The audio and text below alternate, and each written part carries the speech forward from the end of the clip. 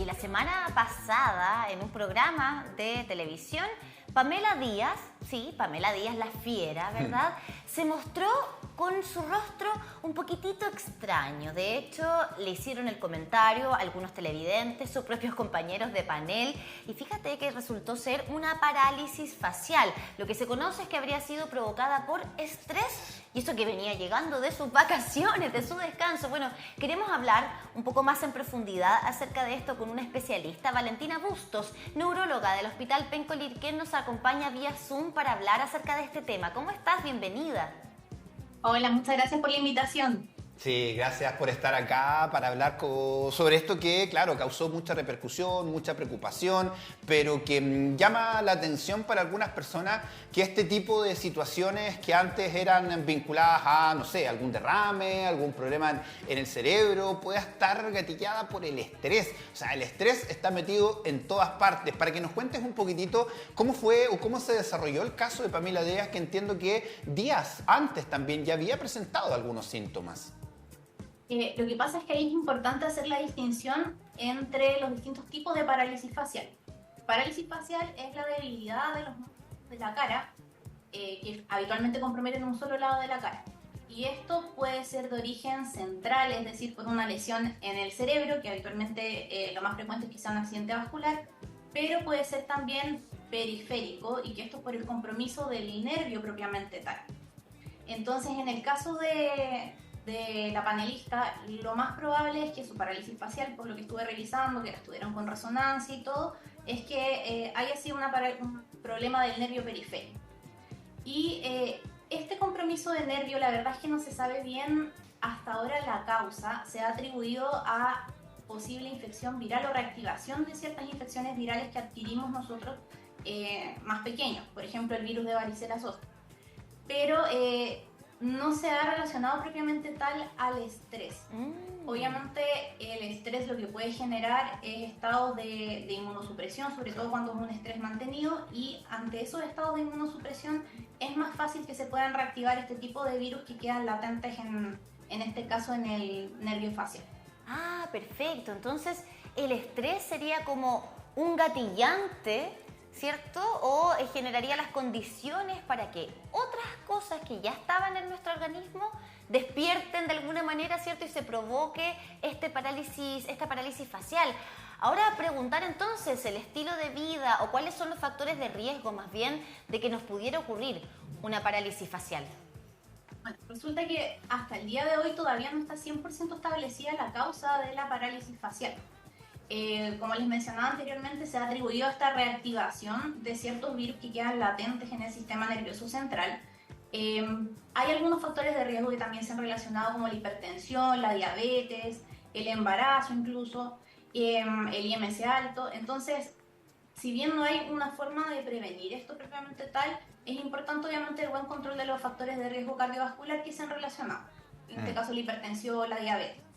Es una patología que puede ocurrir a cualquier edad, no solamente desde los adultos mayores, va aumentando su incidencia a medida que vamos envejeciendo. Y en general se recomienda estilo de vida saludable, pero no hay una medida preventiva así específica.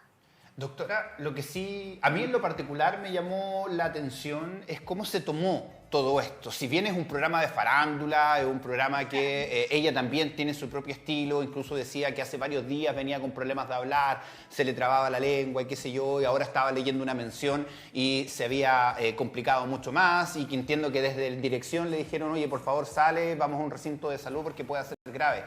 No le tomaron el peso de lo que significa todo esto, pese a que hay campañas importantes de poner atención a los síntomas, cuando se nos duerme algún lado del cuerpo, cuando se nos cae la cara, a propósito de los accidentes cerebrovasculares. ¿Seguimos teniendo esa noción, doctora, de que cualquier síntoma que se genere como este, es algo de gravedad, que hay que tratarlo de inmediato en un recinto de salud?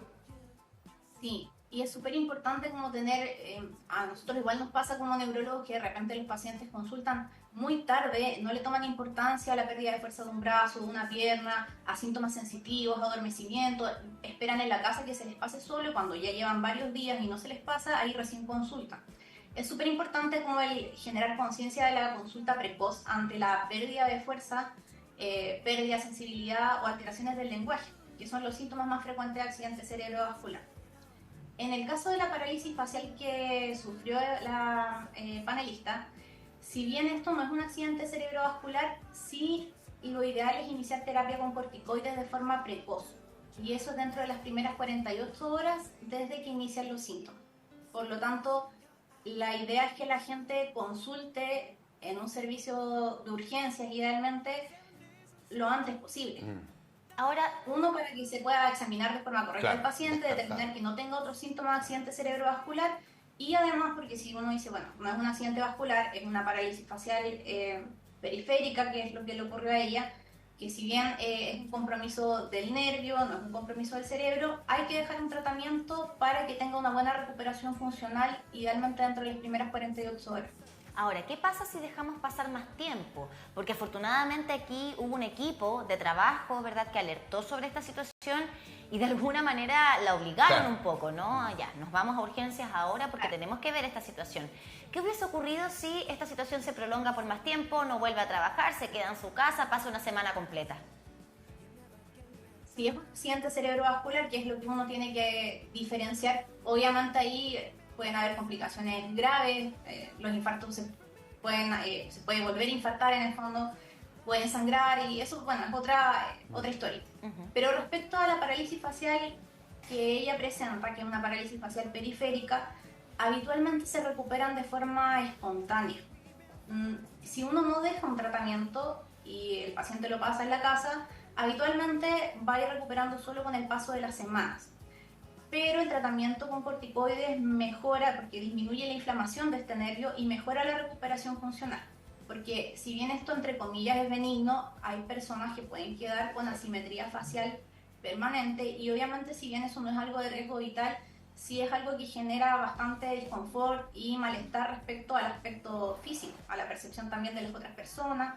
Entonces es importante consultar de forma precoz principalmente para disminuir el riesgo de secuelas funcionales. Sí, bueno, entiendo que ella está bien, ya ningún evento estos días, así que ya por lo menos está recuperada, pero nos deja estas conversaciones necesarias a poder tener, de que no hay que bajarle el perfil a ninguno de estos síntomas, y claro, en el hospital o en el recinto de urgencia nos tendrán que descartar, pero la idea es llegar y tener esa atención oportunamente. Y ahí le pregunto también, doctora, con respecto a lo que pasa con la cara y el estrés. Si bien nos dice que el estrés es un gatillante, porque puede bajar nuestro sistema inmune, de repente hay personas que nos aparecen esos pálpitos aquí en el ojo, empiezan a tiritar. ¿Es parte como de lo mismo y que en este caso podría ser un extremo de que se nos caiga parte de nuestra boca, por ejemplo? De hecho, ese como movimiento que la gente describe en los párpados se llaman mioquimias palpebrales y sí se ven en estados de estrés o en general también se puede ver personas que toman mucho café, pero habitualmente eso es benigno y no tiene relación con lo de la parálisis facial.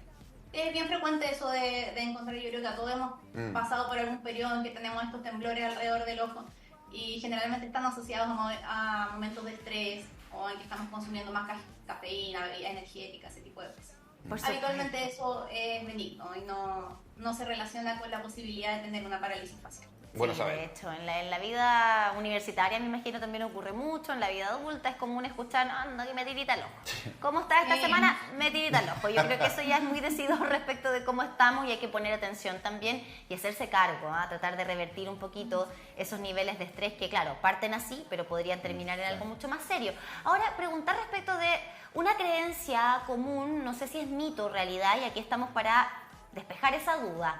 Los cambios de temperatura muy bruscos. Somos muchos los que crecimos quizás con nuestros papás, nuestros abuelos que nos decían no te vayas a tomar un té y salir al tiro a la calle, sobre todo en invierno. No me dejes esa ventana abierta porque hace corriente y te puede dar un aire. Así comúnmente lo conocemos, ¿no? Y la consecuencia, la parálisis facial. ¿Es real? No se ha relacionado, en realidad no hay evidencia que respalde eso. Falta harto por estudiar respecto a la parálisis facial, así que lo que sí estuve revisando es que se ha tratado de relacionar estos cambios de temperatura con que habrían cambios de flujo y que podría llegarle menos sangre al nervio facial y en ese sentido tener una lesión y una inflamación. pero en realidad no hay evidencia que respalde que los cambios de temperatura o el estrés propiamente tal puedan generar una parálisis facial. Claro, pero lo que sí de repente se asocia a estos tirones en el cuello, de repente alguno dice, me dio un aire o que me duele aquí el cuello, que claro, sabemos que esto es parte de, como dice Camila, del día a día, pero que hay que estar atentos a estos síntomas. ¿Cuáles son los síntomas más preocupantes? Partiendo de la base que hay que estar atentos a cualquier cosa que nos pase en nuestro rostro o en nuestro cuerpo y acudir a un recinto de salud. Pero ¿qué es lo que debemos estar mucho más atentos y en qué edades, sobre todo, poner más ojo? Por ejemplo, la parálisis facial de la que estamos hablando habitualmente es una parálisis facial que compromete la mitad de la cara y compromete tanto los músculos de la frente, para el cierre ocular, mejilla, mentón. Entonces, cuando tenemos una parálisis facial que compromete solamente el cuadrante inferior de la cara, estamos ante un posible accidente cerebrovascular. Entonces, eso es una cosa a tener en cuenta, que si no es no es la mitad de la cara, sino que solamente el cuadrante inferior, puede ser un accidente cerebrovascular. Y lo otro es que jamás debería tener síntomas en los brazos o en las piernas. ¿Ya? O sea, en el fondo esto es una lesión que está estrictamente restringida a los músculos de la cara. Si sale de eso, si aparece algún compromiso de tipo sensitivo, brazo, pierna, torpeza, brazo, pierna, o alteraciones del lenguaje, dificultad para emitir las palabras, todo eso nos tiene que orientar a que esto puede ser un potencial accidente cerebrovascular y obviamente a consultar. Las parálisis faciales además que son más severas, que eso lo vamos viendo en el fondo en la clínica, habitualmente también nos orientan a que el paciente requiere más estudio. Una parálisis facial que sea bilateral, o sea que comprometa ambos lados de la cara, habitualmente también hay que considerar otros diagnósticos diferenciales. Ahora, ¿hay algún grupo de personas que sea más propensa a desarrollar una parálisis facial, ya sea etario, por alguna patología preexistente? Por patología preexistente, hipertensos, diabéticos, mujeres embarazadas. Y por grupo etario, la verdad es que va aumentando la frecuencia de esto con la edad, pero puede ocurrir a cualquier edad. Y por género es igual, no es mayor en hombres que en mujeres. Y ahora usted nos decía que esto es un virus que se reactiva o que se activa. Por ende, las personas que les están escuchando dirán, bueno, a lo mejor alguien me lo va a pegar, me lo va a contagiar, porque claro, como decía Camila, también ella venía de vacaciones. ¿Es algo así? ¿Es algo que se contagia per se? No, no es algo que se contagia. Lo que pasa es que nosotros en la infancia habitualmente estamos expuestos a muchos virus. Y dentro de esto están los virus herpes, el virus varicela zoster, que es el que provoca la varicela o peste cristal, como se conoce comúnmente. Sí. Y estos virus tienen la capacidad de quedar latentes en algunas estructuras del sistema nervioso central. Eso quiere decir que quedan en un estado en que no se están replicando activamente, o sea, no están generando enfermedad, pero queda como una reserva del virus. Entonces, ante estados en que bajan las defensas, este virus se puede reactivar y puede generar inflamación o infección localizada, y en este caso afectaría el nervio facial. Pero es algo que la persona adquirió cuando era niño o que adquirió previamente y que se reactiva de forma local, no se transmite. O sea, perdón, quienes tuvimos peste cristal, por ejemplo, podemos tener mayor riesgo de esto, ¿no? Claro, o sea, existe la posibilidad de que haya quedado latente. Okay. Esto, por ejemplo, no sé si han escuchado del herpes zóster. Sí. Ya, el herpes zóster es una reactivación de ese mismo virus, pero de forma local. Que genera este brote como de vesículas en el territorio de un nervio específico. Y que puede llegar a ser bien doloroso. Es un mecanismo similar al que pudiera ocurrir en relación al nervio facial. Pero como les mencionaba, si bien esa es como la hipótesis más probable, todavía no está 100% claro cuál es la causa de esta parálisis facial. Pero es interesante conocer qué es lo que dice la medicina hasta el momento respecto de este tipo de situaciones que muchas veces nos dejan así como plop, ¿no? ¿Qué pasó? ¿Qué pude haber hecho? ¿Qué me pudo haber pasado para que se desarrollara una parálisis facial? Ahí hay algunas explicaciones, por ejemplo. Preguntar también respecto del tratamiento. Nos hablabas, doctora, acerca de corticoides, pero ¿qué otras cosas se pueden hacer o cuál es el tratamiento a seguir? En general, el tratamiento es la instauración precoz de los corticoides. El rol de ocupar medicamentos contra el virus propiamente tal es más controvertido. Siempre si se ocupan tiene que asociarse a los corticoides, que es el tratamiento fundamental. Y en realidad no hay otras opciones terapéuticas respecto a los medicamentos. Después viene la etapa de rehabilitación y ahí muchas veces nosotros derivamos a kinesiólogos que le hagan ejercicios. Y también le recomendamos a las personas muchas veces que en la casa practiquen y traten de hacer ejercicios frente al espejo, levantar las cejas, cerrar los ojos, para que en el fondo intentar reactivar la musculatura a medida que van pasando los días a semana. Claro, pero es importante este diagnóstico médico, no autodiagnosticarnos hoy día por todo esto que estábamos conversando e ir de inmediato a un recinto de salud. ¿Puede pasar en niños, en niñas también o en adolescentes? Sí, también puede pasar en niños, en adolescentes, como les mencionaba, puede pasar a cualquier edad, es más frecuente a medida que vamos envejeciendo, pero es un diagnóstico transversal en cuanto a la edad. Ya, importante entonces estar atentos a los síntomas, a los signos que se pueden ir presentando respecto de una posible parálisis facial. Ahora, doctora, igual si pudiéramos entregar un mensaje, ¿no?, a las personas que nos están viendo respecto de la parálisis facial en particular o quienes están viviendo un proceso de tratamiento también, de rehabilitación. Nos decías que si dejábamos pasar muchos días esto podía empeorar, podían quedar algunas secuelas un poquito más permanentes. Quizás hay quienes nos están escuchando y están con bastante temor respecto de lo que va a pasar con su cara. Bueno, el mensaje principal creo que siempre consultar de forma precoz para que alguien capacitado lo pueda examinar, pueda determinar que efectivamente esto es una parálisis facial periférica, que es esta parálisis benigna. Y lo otro importante también es que lo más probable es que se recuperen de buena forma y espontáneamente, independiente del tratamiento. Hay un pequeño porcentaje, 5% más o menos de las personas que pueden quedar con secuelas funcionales importantes, y en ese caso también es importante que consulten ya de forma más diferida, porque hay algunas alternativas que se pueden emplear para intentar regularizar un poquitito la cara y que quede más simétrica. Hay opciones de toxina botulínica, hay otras opciones quirúrgicas ya más complejas, pero que en el fondo también pueden ser una opción para las personas que quedan con secuelas más severas. Como les mencionaba, un grupo pequeño de pacientes.